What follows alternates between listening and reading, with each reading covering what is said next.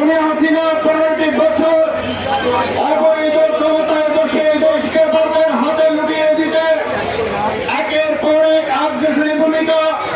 সোনাটুকু মানুষগুলোকে judiciary clean করে হত্যা করেছেন।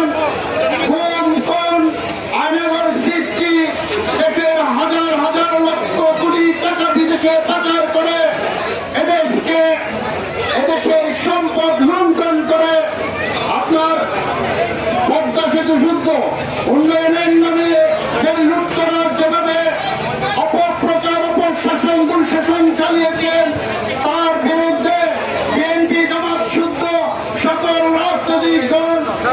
ব্যর্থ হয়ে আমাদের ছাত্র আন্দোলন সেই একটি আন্দোলন সৃষ্টি করেছেন। সেই আন্দোলনে আমাদের এনসিপি হাফিজ আব্দুল্লাহ